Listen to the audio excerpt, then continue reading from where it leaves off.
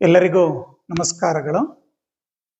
ಕರ್ನಾಟಕ ಶಾಲಾ ಪರೀಕ್ಷೆ ಮತ್ತು ಮೌಲ್ಯ ನಿರ್ಣಯ ಮಂಡಳಿಯಿಂದ 2025-26ನೇ ಸಾಲಿನಲ್ಲಿ ಬಿಡುಗಡೆ ಮಾಡಿರುವಂತಹ 4 ಮಾದರಿ ಪ್ರಶ್ನೆ ಪತ್ರಿಕೆಗಳಲ್ಲಿ ವಿಜ್ಞಾನ ವಿಷಯದಲ್ಲಿ ನಾವು ಮೊದಲನೇ ಮಾದರಿ ಪ್ರಶ್ನೆ ಪತ್ರಿಕೆಯನ್ನ ಅದರ ಉತ್ತರಗಳನ್ನ ಅದರ ಬಗ್ಗೆ ವಿಶ್ಲೇಷಣೆಯನ್ನ ಮಾಡೋಣ. ಅದರಲ್ಲೂ ಭೌತಶಾಸ್ತ್ರ ವಿಭಾಗಕ್ಕೆ ಫಿಸಿಕ್ಸ್ ಪಾರ್ಟ್ ಎ ನಲ್ಲಿ ಬರ್ತಕ್ಕಂಥ ಫಿಸಿಕ್ಸ್ಗೆ ಸಂಬಂಧಪಟ್ಟಂತ ಪ್ರಶ್ನೆಗಳನ್ನು ನಾವು ಈ ವಿಡಿಯೋದಲ್ಲಿ ಚರ್ಚೆ ಮಾಡುತ್ತಾ ಹೋಗೋಣ. ನೀವಿನ್ನೂ ನನ್ನ ಯೂಟ್ಯೂಬ್ ಚಾನಲ್ಗೆ ಸಬ್ಸ್ಕ್ರೈಬ್ ಆಗಿಲ್ಲ ಅಂದರೆ ಈಗಲೇ ಸಬ್ಸ್ಕ್ರೈಬ್ ಮಾಡ್ಕೊಳ್ಳಿ. ಬನ್ನಿ ಮೊದಲನೇ ಪ್ರಶ್ನೆ ಏನಿದೆ ಅಂತ ನೋಡೋಣ.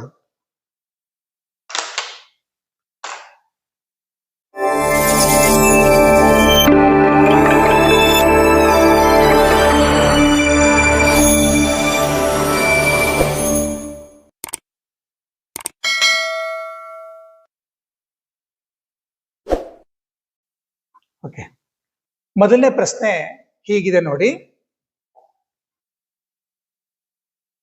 ವಿಭವಾಂತರದ SI ಏಕಮಾನ ಅಂತ ಇದೆ. Option A volt, option B ampere, option C coulomb, option D ohm metre. So ಇದರಲ್ಲಿ ಸರಿಯಾದ ಉತ್ತರ ವೋಲ್ಟ್. ವಿಭವಾಂತರದ SI ಏಕಮಾನ ವೋಲ್ಟ್ ಆಗಿದೆ. ಆಂಪಿಯರ್ ವಿದ್ಯುತ್ ಪ್ರವಾಹದ SI ಏಕಮಾನ, ಕೂಲಂ ವಿದ್ಯುದಾವೇಶದ SI ಏಕಮಾನ, ಓಮ್ ಮೀಟರ್ ರೋಧಶೀಲತೆಯ SI ಏಕಮಾನವಾಗಿದೆ. ಈಗ ನಾವು ಮುಂದಿನ ಪ್ರಶ್ನೆಯನ್ನ ನೋಡೋಣ. ಓಕೆ, ಪ್ರಶ್ನೆ ಹೀಗಿದೆ ನೋಡಿ. ಪ್ರಶ್ನೆ ಓಕೆ, ಮಸೂರದ ಸಂಗಮ ದೂರದ ವಿಲೋಮವು ಅಂತ ಇದೆ. ಮಸೂರದ ಸಂಗಮ ದೂರ ಅಂದಾಗ P = 1/f. ಸಂಗಮ ದೂರವನ್ನ ನಾವು ಮಸೂರ ಮತ್ತು ಸಾಮರ್ಥ್ಯಕ್ಕೆ ಸಂಬಂಧಪಟ್ಟ ಹಾಗೆ ಅದರ ಸಂಬಂಧವನ್ನ ಈ ಸೂತ್ರದ ಮೂಲಕ ನಾವು ವ್ಯಕ್ತಪಡಿಸಬಹುದು. ಮಸೂರದ ಸಂಗಮ ದೂರದ ವಿಲೋಮವು ಮಸೂರದ ಸಾಮರ್ಥ್ಯವಾಗಿದೆ ಎಂಬುದು ಸರಿಯಾದ ಉತ್ತರವಾಗಿದೆ. ಇಲ್ಲಿ ಮಸೂರದ ಸಂಗಮ ದೂರವು ಅದರ ಸಾಮರ್ಥ್ಯವಾಗಿದೆ. ಮಸೂರದ ಸಾಮರ್ಥ್ಯ ಹೆಚ್ಚಾದರೆ ಸಂಗಮ ದೂರ ಕಡಿಮೆಯಾಗುತ್ತದೆ, ಮತ್ತೆ ಸಂಗಮ ದೂರ ಹೆಚ್ಚಾದರೆ ಮಸೂರದ ಸಾಮರ್ಥ್ಯ ಕಡಿಮೆಯಾಗುತ್ತದೆ. ಅದನ್ನ ನಾವು P = 1/f ಈ ಸೂತ್ರದ ಮೂಲಕ ನಾವು ವ್ಯಕ್ತಪಡಿಸಬಹುದು. ಮುಂದಿನ ಪ್ರಶ್ನೆಯನ್ನ ನೋಡೋಣ.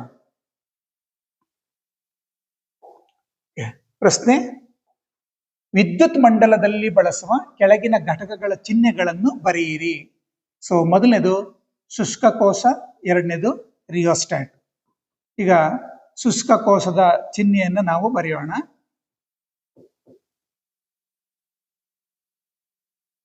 ಇದು ಶುಷ್ಕ ಕೋಶದ ಚಿಹ್ನೆ. ರಿಯೋಸ್ಟಾಟ್ ಬರೆಯೋಣ.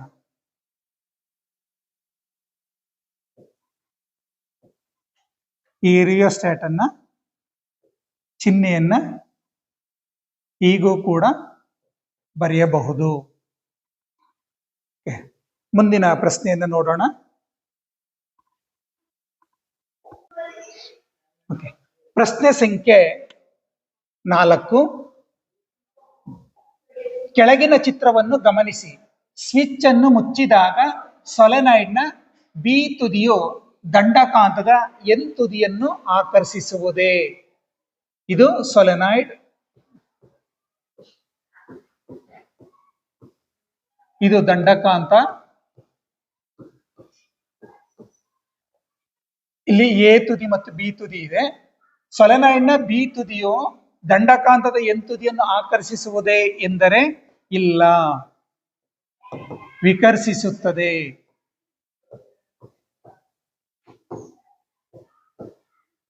ಏಕೆಂದರೆ ಸೊಲೆನಾಯ್ಡ್ನ ಮೂಲಕ ವಿದ್ಯುತ್ತನ್ನು ಹರಿಸಿದಾಗ ಸೊಲೆನಾಯ್ಡ್ನ B ತುದಿಯು ಉತ್ತರ ಧ್ರುವದಂತೆ ವರ್ತಿಸುವುದರಿಂದ ದಂಡಕಾಂತದ ಉತ್ತರ ಧ್ರುವವನ್ನ ಇದರ ಬಳಿ ತಂದಾಗ ಸಜಾತೀಯ ಧ್ರುವಗಳು ವಿಕರ್ಷಿಸುತ್ತವೆ. ಸಜಾತೀಯ ಧ್ರುವಗಳು ವಿಕರ್ಷಿಸುತ್ತವೆ. ಒಂದನ್ನೊಂದು ವಿಕರ್ಷಿಸುತ್ತವೆ.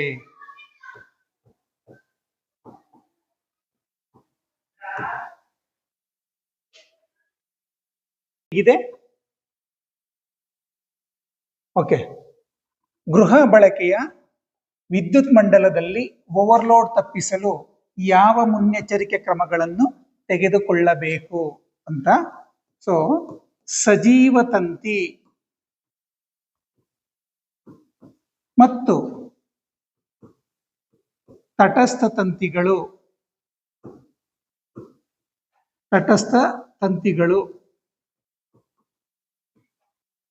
ಪರಸ್ಪರ ನೇರ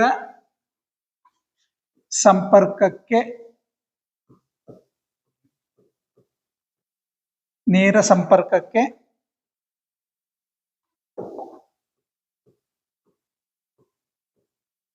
ಬರದಂತೆ ನೋಡಿಕೊಳ್ಳಬೇಕು.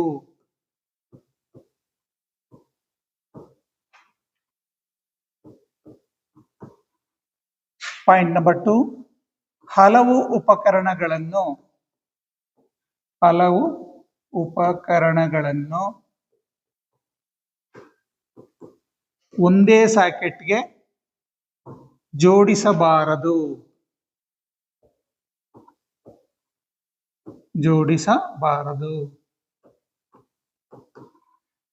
ಮತ್ತೆ ದೋಷವಿರುವ ತಂತಿಗಳನ್ನು ಉಪಯೋಗಿಸಬಾರದು. ಮತ್ತೆ ಸೂಕ್ತ ದರದ ಫ್ಯೂಸ್ ಅನ್ನ ಬಳಸಬಹುದು. ಇತರೆ ಅಂಶಗಳನ್ನು ಕೂಡ ಬರೆಯಬಹುದು. ಮುಂದಿನ ಕ್ವಶನ್ ಏನಿದೆ ನೋಡೋಣ. Question number 6. ಓಕೆ, ವಾಹಕವೊಂದರ ರೋಧವು ಅವಲಂಬಿಸಿರುವ ಅಂಶಗಳನ್ನು ತಿಳಿಸಿ. ವಾಹಕದ ರೋಧವು ಅವಲಂಬಿಸಿರುವ ಅಂಶಗಳಲ್ಲಿ ವಾಹಕದ ಉದ್ದ, length of the conductor. Okay, length of the conductor.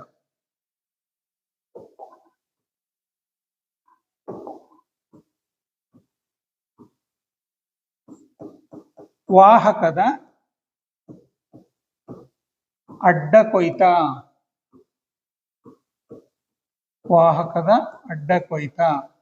So area of cross section ಅಥವಾ ವಾಹಕದ ದಪ್ಪ ಅಥವಾ ಅಡ್ಡ ಸೆಲೆ ಅಂತ ಬರಿಬಹುದು. ನೆಕ್ಸ್ಟ್ ಪಾಯಿಂಟ್ ನಂಬರ್ 3, ವಾಹಕದ ಪ್ರಾಕೃತಿಕ ಗುಣ, ನೇಚರ್ ಆಫ್ ದಿ ಮೆಟೀರಿಯಲ್. ವಾಹಕದ ತಾಪ, so temperature of the conductor.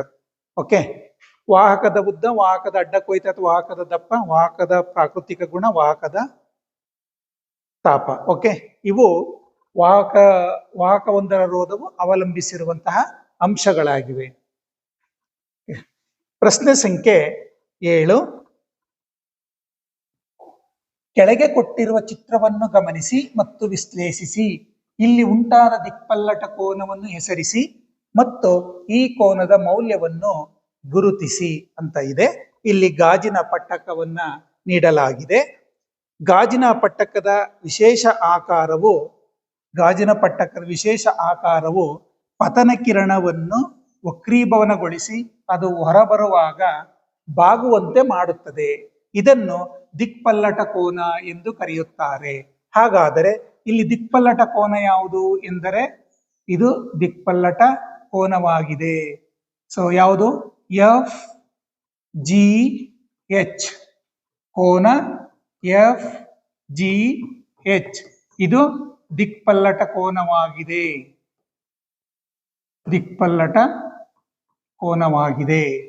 ಇದರ ಮೌಲ್ಯ ಎಷ್ಟು ಕೊಟ್ಟಿದ್ದಾರೆ ಅಂತಂದ್ರೆ, ಸೊ ಇದರ ಮೌಲ್ಯ 38 ಡಿಗ್ರಿ ಕೊಟ್ಟಿದ್ದಾರೆ.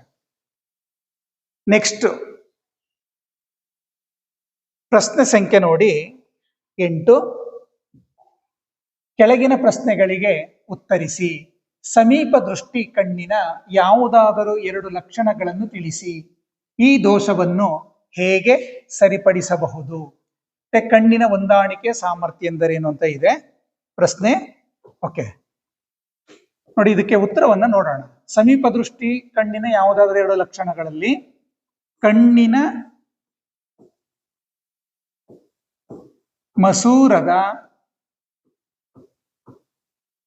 ಮಸೂರದ ವಿಪರೀತ ವಕ್ರತೆ.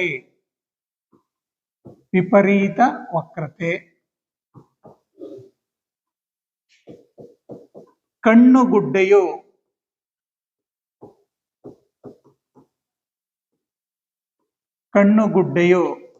ಸಹಜ ಸ್ಥಿತಿಗಿಂತ ಉದ್ದವಾಗಿರುವುದು.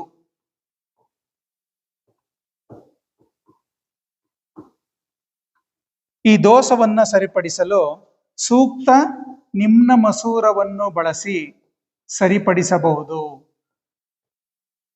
ಇನ್ನು ಪ್ರಶ್ನೆ ಸಂಖ್ಯೆ ಬಿ ನೋಡಿ, ಕಣ್ಣಿನ ಹೊಂದಾಣಿಕೆ ಸಾಮರ್ಥ್ಯ ಎಂದರೇನು ಅನ್ನುವಂತಹ ಪ್ರಶ್ನೆ ಇದೆ. ನೋಡಿ, ಕಣ್ಣಿನ ಮಸೂರದ ಸಂಗಮ ದೂರವನ್ನು ಹೊಂದಾಣಿಕೆ ಮಾಡಿಕೊಳ್ಳುವ ಕಣ್ಣಿನ ಮಸೂರದ ಸಾಮರ್ಥ್ಯಕ್ಕೆ ಹೊಂದಾಣಿಕೆಯ ಸಾಮರ್ಥ್ಯ ಎಂದು ಕರೆಯುತ್ತಾರೆ. ಕಣ್ಣಿನಲ್ಲಿರುವಂತಹ ಮಸೂರವು ದೂರದ ಮತ್ತು ಹತ್ತಿರದ ವಸ್ತುಗಳನ್ನ ನೋಡಲು ಅದರ ಸಂಗಮ ದೂರವನ್ನು ಹೊಂದಾಣಿಕೆಯನ್ನ ಮಾಡಿಕೊಳ್ಳುತ್ತದೆ. ಅದನ್ನು ಹೊಂದಾಣಿಕೆಯ ಸಾಮರ್ಥ್ಯ ಎಂದು ಕರೆಯುತ್ತಾರೆ. ನೆಕ್ಸ್ಟ್ ಕ್ವಶನ್ ಹೋಗೋಣ. ಓಕೆ, ಇಲ್ಲಿ ಪ್ರಶ್ನೆ ಇದೆ ನೋಡಿ.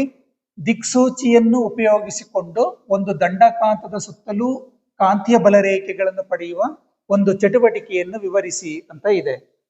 ಓಕೆ, ಇಲ್ಲಿ ಒಂದು ಚಿಕ್ಕ ದಿಕ್ಸೂಚಿಯನ್ನ ತಗೋಬೇಕು. ಚಿಕ್ಕ ದಿಕ್ಸೂಚಿಯನ್ನು ತೆಗೆದುಕೊಂಡು ಇಲ್ಲಿದೆ ನೋಡಿ,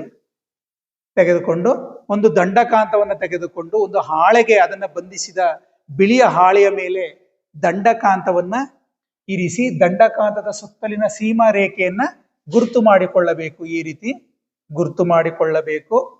ನಂತರ ದಂಡಕಾಂತದ ಉತ್ತರ ಧ್ರುವದ ಬಳಿ, ಇಲ್ಲಿ ದಂಡಕಾಂತದ ಉತ್ತರ ಧ್ರುವ ಬಳಿ ದಿಕ್ಸೂಚಿಯನ್ನಿರಿಸಿ ದಿಕ್ಸೂಚಿಯ ಎರಡೂ ತುದಿಗಳ ಸ್ಥಾನವನ್ನು ಗುರುತು ಮಾಡಬೇಕು. ಈ ರೀತಿ ಮಾಡಿದ ನಂತರ ದಿಕ್ಸೂಚಿಯು ಉತ್ತರ ಧ್ರುವವನ್ನು ಮೊದಲು ಆಕ್ರಮಿಸಿದ್ದ ಸ್ಥಾನವನ್ನು ದಕ್ಷಿಣ ಧ್ರುವವು ಆಕ್ರಮಿಸುವಂತೆ ದಿಕ್ಸೂಚಿಯನ್ನು ಚಲಿಸಬೇಕು. ಈ ರೀತಿ ಗುರುತು ಮಾಡಿದಂತಹ ಬಿಂದುಗಳನ್ನ ಒಂದು ನಯವಾದ ವಕ್ರರೇಖೆಯಿಂದ ಅವುಗಳೆಲ್ಲವನ್ನು ಸೇರಿಸಿದಾಗ ಕಾಂತೀಯ ಬಲರೇಖೆಗಳು ಉಂಟಾಗುತ್ತವೆ. ಓಕೆ, ಇದು ಸಾಮಾನ್ಯವಾಗಿ 3 ಅಂಕದ ಪ್ರಶ್ನೆಯಾಗಿದೆ. 3 ಅಂಕಗಳಿಗೆ ಈ ಪ್ರಶ್ನೆಯನ್ನ ಕೇಳಲಾಗುತ್ತೆ. ಮುಂದಿನ ಪ್ರಶ್ನೆಯನ್ನು ನೋಡೋಣ. ಅಥವಾ ಪ್ರಶ್ನೆ,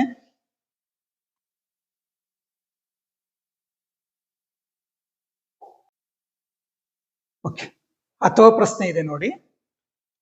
ವಿದ್ಯುತ್ ಪ್ರವಾಹವಿರುವ ವಾಹಕವನ್ನು ಕಾಂತಕ್ಷೇತ್ರದಲ್ಲಿ ಇರಿಸಿದಾಗ ಅದು ಯಾಂತ್ರಿಕ ಬಲವನ್ನು ಅನುಭವಿಸುತ್ತದೆ ಎಂದು ತೋರಿಸುವ ಒಂದು ಪ್ರಯೋಗವನ್ನು ವಿವರಿಸಿ ಅಂತ ಇದೆ ನೋಡಿ. ಇದು ಇಲ್ಲಿ ಕಾಂತಕ್ಷೇತ್ರದ ನಡುವೆ ಒಂದು ವಾಹಕವನ್ನು ಇರಿಸಲಾಗಿದೆ. ಈ ವಾಹಕವು ಕಾಂತಕ್ಷೇತ್ರದ ನಡುವೆ ಇಟ್ಟಾಗ ಅದು ಯಾಂತ್ರಿಕ ಬಲವನ್ನು ಅನುಭವಿಸುತ್ತದೆ ಎಂದು ತೋರಿಸುವಂತಹ ಒಂದು ಪ್ರಯೋಗ ನೋಡೋಣ. ಈಗ ಒಂದು ಅಲ್ಯೂಮಿನಿಯಂ ಯಾವ್ದಾದ್ರು ಸರಿ ಒಂದು ವಾಹಕದ ಸಲಾಕೆಯನ್ನ ತೆಗೆದುಕೊಳ್ಳಬೇಕು. ಅದನ್ನ 2 ವಾಹಕ ತಂತಿಗಳ ಸಹಾಯದಿಂದ ಒಂದು ಆಧಾರ ಸ್ತಂಭಕ್ಕೆ ಅದನ್ನ ಜೋಡಿಸ್ಬೇಕು. ಇಲ್ಲಿ ಜೋಡಿಸಲಾಗಿದೆ. ಒಂದು ಶಕ್ತಿಯುತ, ನೋಡಿ ಇದನ್ನ ಗಮನಿಸಿ,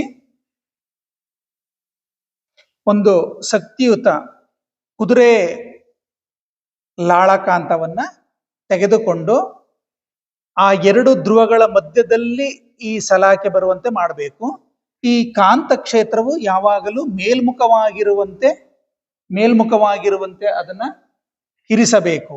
ಈ ಮೇಲ್ಮುಖ ಕಾಂತಕ್ಷೇತ್ರ ಯಾವಾಗಲೂ ಉತ್ತರ ಧ್ರುವದಿಂದ ದಕ್ಷಿಣ ಧ್ರುವದ ಕಡೆಗೆ ಇರುತ್ತದೆ. ಈಗ ಅಲ್ಯೂಮಿನಿಯಂ ತಂತಿಯ ಇಲ್ಲಿದೆಯಲ್ಲ ಈ ವಾಹಕ, ಈ ಅಲ್ಯೂಮಿನಿಯಂ ಅನ್ನ ಈ ತಂತಿಯ ತುದಿಗಳನ್ನ ಬ್ಯಾಟ್ರಿಗೆ ಮತ್ತೆ ಸ್ವಿಚ್ಗೆ ಮತ್ತು ರಿಯೋಸ್ಟ್ಯಾಟ್ಗಳಿಗೆ ಸರಣಿ ಕ್ರಮದಲ್ಲಿ ಅವುಗಳನ್ನ ಜೋಡಿಸ್ಬೇಕು. ನಂತರ ಒಂದು ನಿರ್ದಿಷ್ಟ ದಿಕ್ಕಿನಲ್ಲಿ ಈ ಸಲಾಕೆ ಮೂಲಕ ವಿದ್ಯುತ್ತನ್ನ ಹರಿಸಿದಾಗ, ಉದಾಹರಣೆಗೆ ಬಿ ತುದಿಯಿಂದ ಎ ತುದಿಗೆ ವಿದ್ಯುತ್ತನ್ನ ಹರಿಸಿದಾಗ ಅದು ಏನಾಗುತ್ತೆ ಅಂದ್ರೆ ಸಲಾಕೆಯು ಬಲಭಾಗಕ್ಕೆ ಸ್ಥಾನಪಲ್ಲಟಗೊಳ್ಳುತ್ತದೆ. ಅದೇ ರೀತಿ ಈಗ ವಿದ್ಯುತ್ ಪ್ರವಾಹದ ದಿಕ್ಕನ್ನು ಬದಲಿಸಿದಾಗ ಆ ಒಂದು ಸಲಾಕೆಯು ವಿರುದ್ಧ ದಿಕ್ಕಿನಲ್ಲಿ ಸ್ಥಾನಪಲ್ಲಟಗೊಳ್ಳುತ್ತದೆ. ಹೀಗೆ ಈ ಸಲಾಕೆಯು ಅದರ ಉದ್ದಕ್ಕೆ ಲಂಬವಾಗಿ ಒಂದು ಬಲವನ್ನ ಅನುಭವಿಸುತ್ತದೆ. ಈ ಒಂದು ಪ್ರಯೋಗವನ್ನ ಫ್ಲೆಮಿಂಗನ ಎಡಗೈ ನಿಯಮವನ್ನ ಅನ್ವಯಿಸಿ ಇದನ್ನ ವ್ಯಕ್ತಪಡಿಸಬಹುದು. ಇದನ್ನ ಮೋಟಾರ್ ನಿಯಮ ಎಂದು ಕೂಡ ಕರೆಯುತ್ತಾರೆ. ಫ್ಲೆಮಿಂಗನ ಎಡಗೈ ನಿಯಮದ ಮೂಲಕ ಈ ಒಂದು ಪ್ರಯೋಗವನ್ನ ವಿವರಿಸಬಹುದು. ಮುಂದಿನ ಪ್ರಶ್ನೆಯನ್ನ ನೋಡೋಣ.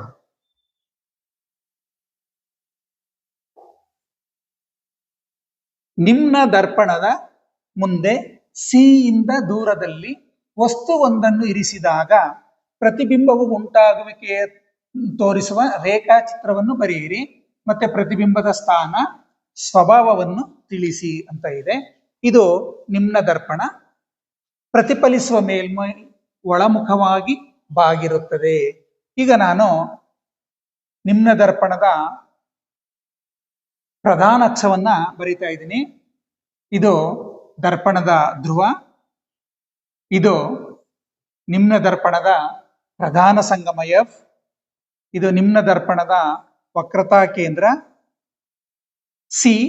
ಓಕೆ, ಈಗ ವಸ್ತುವನ್ನು ಎಲ್ಲಿರಿಸಿದಾಗ ಸಿಗಿಂತ ದೂರದಲ್ಲಿ ಇರಿಸಿದಾಗ ಅಂತ ಇದೆ.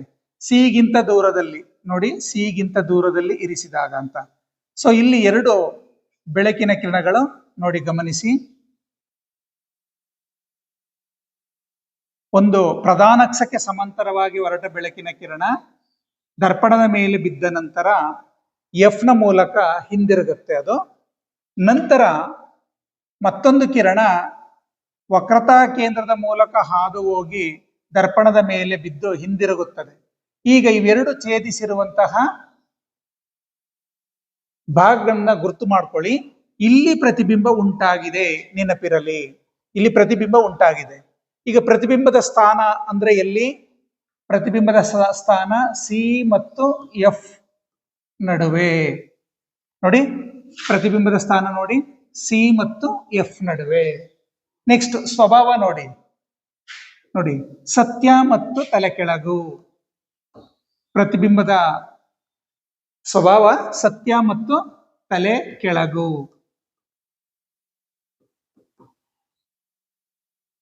ಮುಂದಿನ ಪ್ರಶ್ನೆಯನ್ನ ನೋಡೋಣ.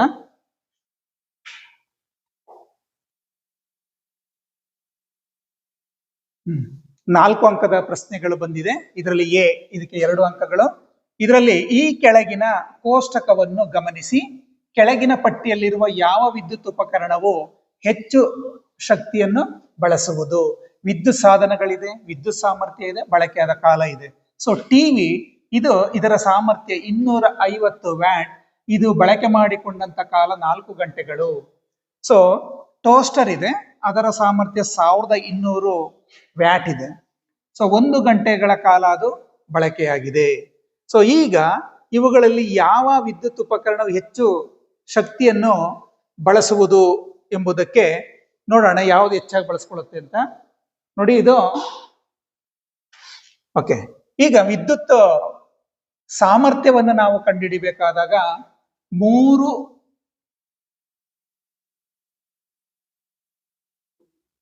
ಸೂತ್ರಗಳನ್ನು ನಾವು ಬಳಸ್ತೀವಿ ನೋಡಿ. ವಿದ್ಯುತ್ ಸಾಮರ್ಥ್ಯ, ವಿಭವಾಂತರ, ಕರೆಂಟ್. Next P = V²/R. ವಿದ್ಯುತ್ ಸಾಮರ್ಥ್ಯ ಕಂಡುಹಿಡಿಬೇಕಾದಾಗ ವಿಭವಾಂತರ ಮತ್ತು ರೋಧ. Next P = W/T. ಈಗ ಇದರಲ್ಲಿ ವರ್ಕ್ ಡನ್, ಮಾಡಿದ ಕೆಲಸ, ತೆಗೆದುಕೊಂಡ ಕಾಲ ಮತ್ತೆ ಸಾಮರ್ಥ್ಯ. ಈಗ ಇದಕ್ಕೆ ಸೂಕ್ತವಾಗಿರುವಂತ, ಈ ಲೆಕ್ಕಕ್ಕೆ ಸೂಕ್ತವಾಗಿರುವಂತ ಸೂತ್ರ ಯಾವ್ದಪ್ಪ ಅಂತಂದ್ರೆ P = W/T ಅನ್ನುವಂತಹ ಸೂತ್ರ. ಈಗ ಇಲ್ಲಿ ಏನ್ ಕೊಟ್ಟಿದ್ದಾರೆ? ಸಾಮರ್ಥ್ಯ ಕೊಟ್ಟಿದ್ದಾರೆ, P ಕೊಟ್ಟಿದ್ದಾರೆ, ಮತ್ತೆ ಟೈಮ್ ಕೊಟ್ಟಿದ್ದಾರೆ T. W ಕಂಡುಹಿಡಿಬೇಕು. W ಕಂಡುಹಿಡಿಬೇಕಾದ್ರೆ ಏನ್ ಮಾಡೋಣ? W ಅನ್ನ ಈ ಕಡೆಗೆ ತಗೊಳ್ಳೋಣ. P ಇಂಟು, ಅವಾಗ ಸೂತ್ರ ಏನಾಗುತ್ತೆ? P × ಟಿ ಆಗತ್ತೆ. ಪಿ ಎಷ್ಟು ಕೊಟ್ಟಿದ್ದಾರೆ ಮೊದಲು ಇದು ಮಾಡೋಣ. ಪಿ 250 ವ್ಯಾಟ್ ಇಂಟು ಟೈಮ್ ಎಷ್ಟು ಕೊಟ್ಟಿದ್ದಾರೆ 4. 254 ಎಷ್ಟಾಯ್ತು 1000 ಜೌಲ್ ಆಯ್ತು. 1000 ಜೌಲ್. ಓಕೆ, ನೆಕ್ಸ್ಟ್ ಟೋಸ್ಟರ್, ಅದರ ಸಾಮರ್ಥ್ಯ W equals P into T. Okay, P ಎಷ್ಟು ಕೊಟ್ಟಿದ್ದಾರೆ ಸಾಮರ್ಥ್ಯನ 1200 ವ್ಯಾಟ್ ಕೊಟ್ಟಿದ್ದಾರೆ ಇಂಟು ಟೈಮ್ 1 ಗಂಟೆ. ಸೊ ಎಷ್ಟಾಯಿತು 1200 1200. ಓಕೆ, ಸೊ ಇಲ್ಲಿ ನೋಡಿ ಇಲ್ಲೇ ಗೊತ್ತಾಗ್ತಾ ಇದೆ. ಸೊ ಯಾವ ವಿದ್ಯುತ್ ಉಪಕರಣವು ಹೆಚ್ಚು ಶಕ್ತಿಯನ್ನು ಬಳಸುವುದು ಎಂದರೆ ಟೋಸ್ಟರ್. 1200 ನೋಡಿ 1200 ಜೌಲ್ ಶಕ್ತಿಯನ್ನ ಬಳಸಿಕೊಳ್ಳುತ್ತದೆ. ಹಾಗಾಗಿ ವಿದ್ಯುತ್ ಟೋಸ್ಟರು ಇಲ್ಲಿ ಹೆಚ್ಚು ಶಕ್ತಿಯನ್ನು ಬಳಕೆ ಮಾಡಿಕೊಳ್ಳುತ್ತದೆ. ಮುಂದಿನ ಪ್ರಶ್ನೆಯನ್ನು ನೋಡೋಣ. ಓಕೆ, ಬಿ ಪ್ರಶ್ನೆ ನೋಡಿ. 2 ಓಮ್ ಮತ್ತು 4 ಓಂನ ರೋಧಕಗಳನ್ನು ಸಮಾಂತರವಾಗಿ ಜೋಡಿಸಲಾಗಿದೆ. 4 ಓಮ್ ಇರುವ ಸ್ಥಳದಲ್ಲಿ 6 ಓಂನ ರೋಧಕವನ್ನು ಬಳಸಿದರೆ ಆಗ ಈ 2 ಜೋಡಣೆಗಳಲ್ಲಿ ದೊರಕಿದ ಒಟ್ಟು ರೋಧಗಳ ನಡುವಣ ವ್ಯತ್ಯಾಸವನ್ನು ಕಂಡುಹಿಡಿಯಿರಿ ಅನ್ನುವಂತಹ ಪ್ರಶ್ನೆ ಇದೆ. ಈಗ ನಾವು ಇದನ್ನ ಸಮಾಂತರವಾಗಿ ಅಂತ ಕೇಳಿದ್ದಾರೆ, ಬರ್ಕೊಬಿಡೋಣ. ಸಮಾಂತರವಾಗಿ ಅಂತ ಅಂದಾಗ ಈ ರೀತಿ ಬರೆಯೋಣ.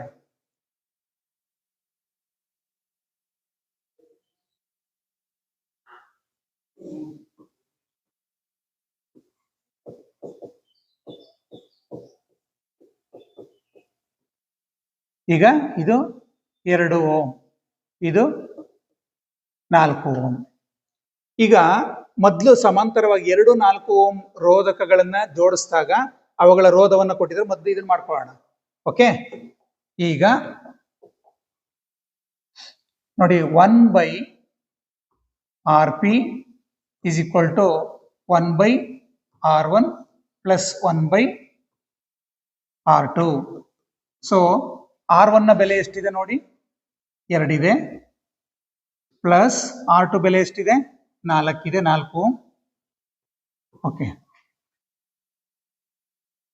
ಇವೆರಡಕ್ಕೂ LCM ತಗೊಂಡ್ರೆ ಎಷ್ಟು ಬರುತ್ತೆ 4 ಬರುತ್ತೆ. ಈಗ 2 2 4, 2 2 4 ಪ್ಲಸ್ 4 1 4. ಸೊ ಎಷ್ಟು ಬಂತು 3/4. ಇದನ್ನ ರೆಸಿಪ್ರೋಕಲ್ ಮಾಡಿದಾಗ RP is equal to 4/3 ಅಂತಂದ್ರೆ ಎಷ್ಟು ಬಂತು. ಸೊ 3 1 3, 3 3 9, 3 3 9. ಓಕೆ, 1.33 ಬಂತು. ಏನು ಸಮಾಂತರವಾಗಿ ಈ 2 ರೋಧಕಗಳನ್ನ ಜೋಡಿಸಿದಾಗ ಇವುಗಳ ರೋಧ 1.33 ಓಮ್ ಬಂದಿದೆ. ಈಗ ಇದೇ 4 ಓಮ್ ಜಾಗಕ್ಕೆ ನಾವು 6 ಓಮ್ ಅಂತ ಬರೆಯೋಣ. 6 ಓಮ್ ಅಂತ. ಓಕೆ, 6 ಓಮ್ ಬರೆದ್ರೆ ಎಷ್ಟಾಗತ್ತೆ ಅಂತ ನೋಡೋಣ. 6 ಓಮ್ ಅಂತ ಈಗ ಇದೇ ರೀತಿ ಬರ್ಕೊಳ್ಳೋಣ. 1/RP is equal to 1/R1 plus 1/R3. Okay, 1/R1 ನ ಬೆಲೆ ಎಷ್ಟಿದೆ, ಸೊ 2 ಓಮ್ ಇದೆ. ಪ್ಲಸ್ ಈಗ ನೋಡಿ 4ರ ಜಾಗದಲ್ಲಿ 6 ಓಮ್ ರೋಧಕವನ್ನು ಹಾಕಿದ್ದೀವಿ, 1/6. ಇವುಗಳ ಲಸವನ್ನ ತಗೊಂಡಾಗ ಎಷ್ಟು ಬರುತ್ತೆ 6 ಬರುತ್ತೆ. ಓಕೆ, 2 3 6 ಪ್ಲಸ್ 6 1 6, 4/6 ಅಂತ ಅಂದ್ರೆ 6/4 ಆಯ್ತು. 6/4. ಈಗ ಇದನ್ನ ಡಿವೈಡ್ ಮಾಡಿದ್ರೆ ಎಷ್ಟು ಬರುತ್ತೆ ನೋಡಿ. RP is equal to, so 4 1 4, ಎಷ್ಟು ಉಳಿತು 2 ಉಳಿತು, ಪಾಯಿಂಟ್ ಆಗದೆ ಹೋಗಲ್ಲ. ಸೊ 4 5 20. ಸೊ 1.5 ಓಮ್ ಬಂದಿದೆ. ಆ 4 ಓಮ್ ರೋಧಕದ ಜಾಗದಲ್ಲಿ 6 ಓಮ್ ರೋಧಕವನ್ನ ಹಾಕಿದಾಗ 6 ಓಮ್ ರೋಧವಿರುವ ರೋಧಕವನ್ನು ಜೋಡಿಸಿದಾಗ 1.5 ಬಂದಿದೆ. ಈಗ ಇವುಗಳಿಗೆ ವ್ಯತ್ಯಾಸವನ್ನ ಕಂಡುಹಿಡಿಬೇಕು. ಏನು 1/RP2 ಎಷ್ಟು ಬಂದಿದೆ -1/RP1. ಸೊ 2 ಎಷ್ಟು ಬಂದಿದೆ 1.5 ಬಂದಿದೆ. 1.5 ಮೈನಸ್ 1.33 ಎಷ್ಟು ಬರುತ್ತೆ ಇವಾಗ ಆನ್ಸರು 0.17. ಇದರ ಡಿಫರೆನ್ಸ್ ಎಷ್ಟು ಬರುತ್ತೆ ನೋಡಿ 0.17 ಓಮ್ ಬರುತ್ತೆ. ಓಕೆ, ನೆಕ್ಸ್ಟ್ ಮುಂದಿನ ಪ್ರಶ್ನೆಯನ್ನ ನೋಡೋಣ. ಅಥವಾ ಪ್ರಶ್ನೆ ಇದೆ ನೋಡಿ. ಅಥವಾ ಪ್ರಶ್ನೆ 350 ವ್ಯಾಟ್ ಸಾಮರ್ಥ್ಯದ ಬ್ರೆಡ್ ಟೋಸ್ಟರ್ ದಿನಕ್ಕೆ 6 ಗಂಟೆಗಳ ಕಾಲ ಬಳಕೆಯಾಗುತ್ತದೆ. 250 ವ್ಯಾಟ್ ಸಾಮರ್ಥ್ಯದ ಇಸ್ತ್ರಿ ಪೆಟ್ಟಿಗೆಯು ದಿನಕ್ಕೆ 4 ಗಂಟೆಗಳ ಕಾಲ ಬಳಕೆಯಾಗುತ್ತದೆ. ಈ ಉಪಕರಣಗಳನ್ನು 30 ದಿನಗಳ ಕಾಲ ಬಳಸಿದರೆ 1 ಕಿಲೋವ್ಯಾಟ್ ಅವರ್ಗೆ 4 ರೂಗಳಂತೆ ಉಪಯೋಗಿಸಿದ ಶಕ್ತಿಯ ಒಟ್ಟು ಮೌಲ್ಯವನ್ನು ಲೆಕ್ಕಾಚಾರ ಮಾಡಿ ಅಂತ ಇದೆ. ಫಸ್ಟ್ ನಾವು ಬ್ರೆಡ್ ಟೋಸ್ಟರ್ ನೋಡ್ಕೊಳ್ಳೋಣ, ಅದನ್ನ ಕಂಡುಹಿಡಿಯೋಣ. ಬ್ರೆಡ್ ಟೋಸ್ಟರ್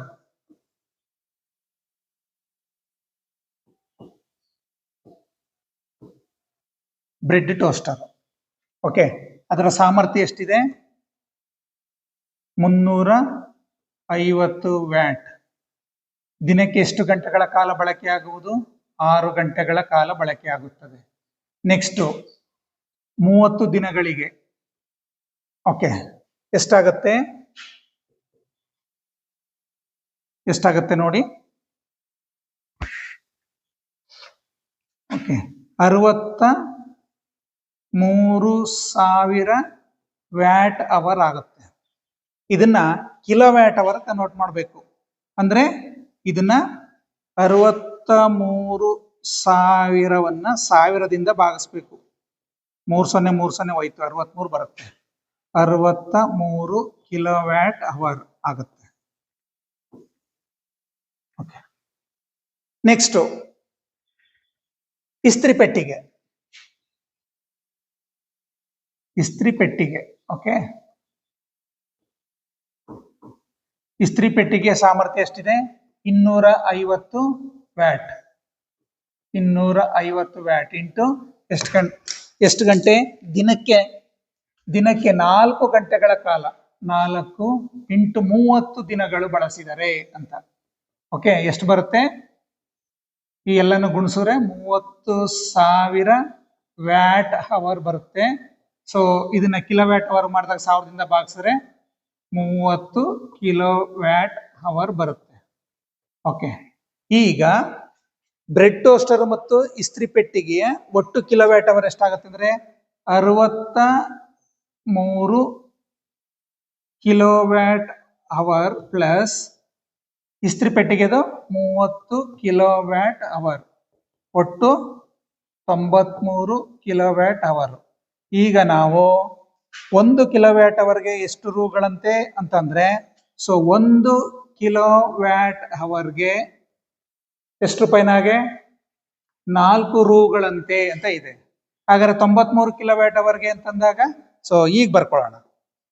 ಓಕೆ, 93 ಕಿಲೋವ್ಯಾಟ್ ಅವರ್ಗೆ 4 ರೂಪಾಯಿಗಳಂತೆ ಎಷ್ಟು ಬರುತ್ತೆ 4 3 12 2 1 4 9 36 1 37 372 ರೂಗಳಾಗುತ್ತದೆ. ನೆಕ್ಸ್ಟ್ ಪ್ರಶ್ನೆಯನ್ನ ನೋಡೋಣ. ಓಕೆ, ಬಿ ಪ್ರಶ್ನೆ ಇದೆ ನೋಡಿ. ಇದರಲ್ಲಿ ಬಿ ಪ್ರಶ್ನೆ. ಓಕೆ,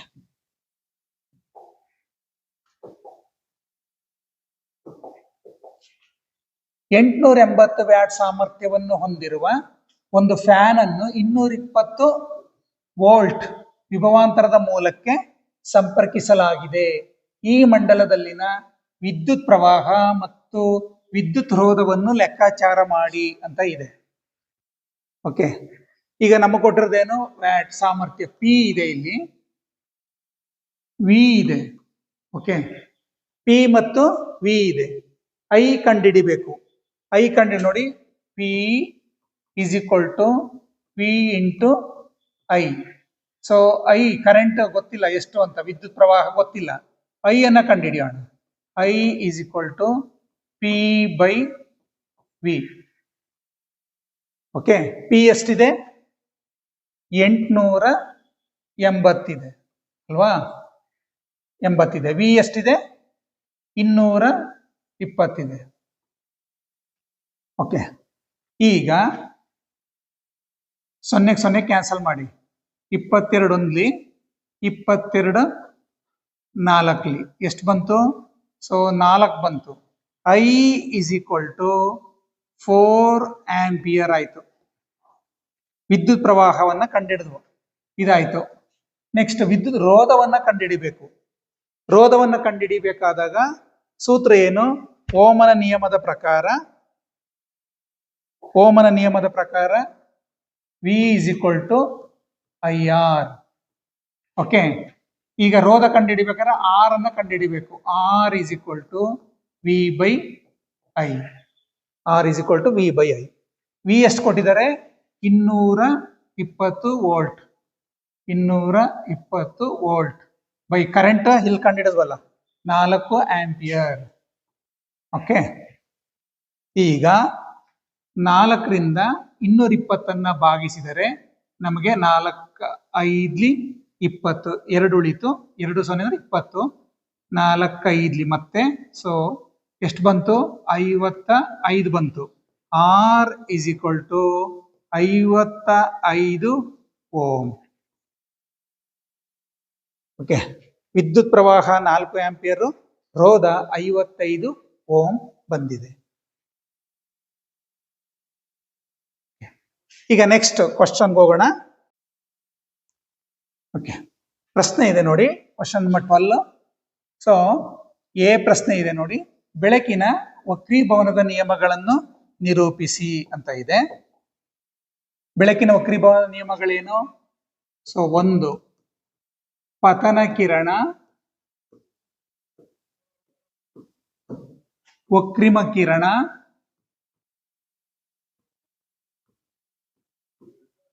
ಮತ್ತು ಲಂಬ ಕಿರಣ ಎಲ್ಲವೂ ಒಂದೇ ಸಮತಲದಲ್ಲಿರುತ್ತವೆ.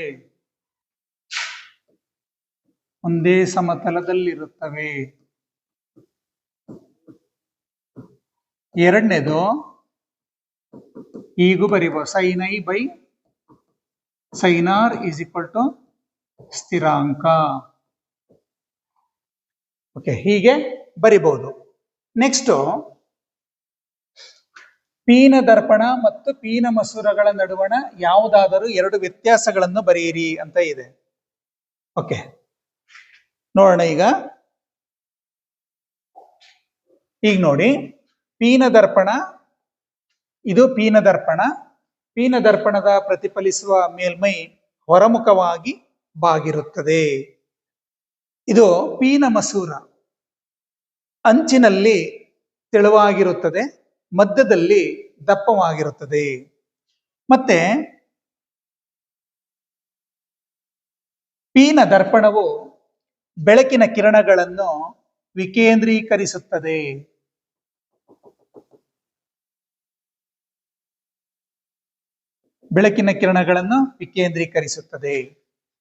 ಪೀನ ಮಸೂರವು ಬೆಳಕಿನ ಕಿರಣಗಳನ್ನು ಕೇಂದ್ರೀಕರಿಸುತ್ತದೆ. ಪೀನ ದರ್ಪಣವು ನೋಡಿ, ಇದು ಪೀನ ದರ್ಪಣವು ಇದು ಪೀನ ಮಸೂರ.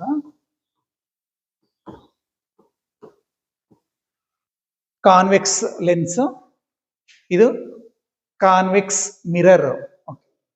ಈಗ ಇದು ಯಾವಾಗಲೂ ಮಿಥ್ಯ ಮತ್ತು ನೇರ ಪ್ರತಿಬಿಂಬವನ್ನ ಉಂಟು ಮಾಡುತ್ತದೆ.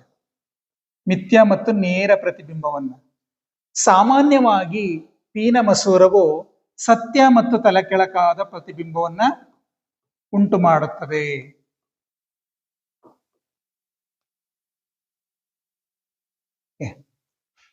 ಇದುವರೆಗೂ ಮಂಡಳಿಯಿಂದ 2025-26ನೇ ಸಾಲಿನಲ್ಲಿ ಬಿಡುಗಡೆಗೊಂಡಿರುವಂತಹ ಮಾದರಿ ಪ್ರಶ್ನೆ ಪತ್ರಿಕೆಗಳಲ್ಲಿ ನಾವು ಇದುವರೆಗೂ ಭೌತಶಾಸ್ತ್ರ ವಿಭಾಗಕ್ಕೆ ಸಂಬಂಧಪಟ್ಟಂತೆ ನಾವು ಎಲ್ಲಾ ಪ್ರಶ್ನೆಗಳನ್ನ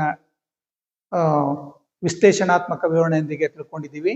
ನೀವಿನ್ನೂ ನನ್ನ ಯೂಟ್ಯೂಬ್ ಚಾನೆಲ್ಗೆ ಸಬ್ಸ್ಕ್ರೈಬ್ ಆಗಿಲ್ಲ ಅಂದ್ರೆ ಈ ಕೂಡಲೇ ಸಬ್ಸ್ಕ್ರೈಬ್ ಮಾಡ್ಕೊಳ್ಳಿ. ಸೊ ಎಲ್ಲರಿಗೂ ಧನ್ಯವಾದಗಳು.